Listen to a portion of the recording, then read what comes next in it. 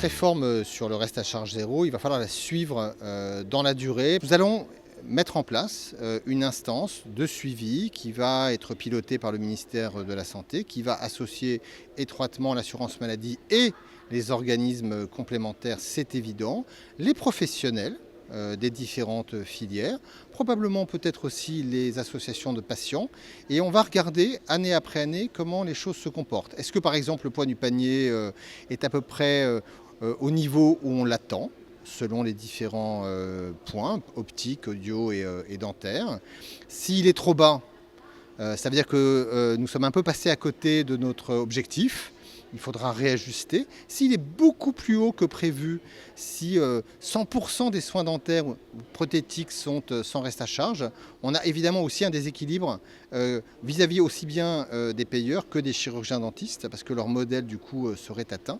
Et donc dans toutes ces configurations, on voit bien que d'une manière ou d'une autre, au cours des prochaines années, il y aura des revoyures et probablement des réajustements. Le reste à charge en France, globalement, quand on le calcule en moyenne, il est, avant même cette réforme du reste à charge, probablement le plus faible avec les Pays-Bas de tous les pays de l'OCDE, c'est-à-dire en gros de tous les pays du monde. On est à 8,5%. Mais on sait que ce 8,5%, il dissimule des grandes disparités. Et on a des trous dans la raquette.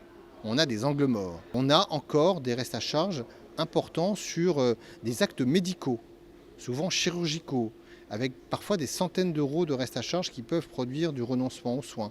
On sait aussi que sur l'hospitalisation, des personnes qui ont des hospitalisations régulières, fréquentes, peuvent être exposées à un certain niveau de reste à charge important. On voit bien que face au risque de la dépendance, on a sur tout ce qui est prise en charge en établissement type EHPAD, on a aussi des restes à charge très importants. C'est à peu près 9 milliards aujourd'hui qui constituent le reste à charge pour les patients.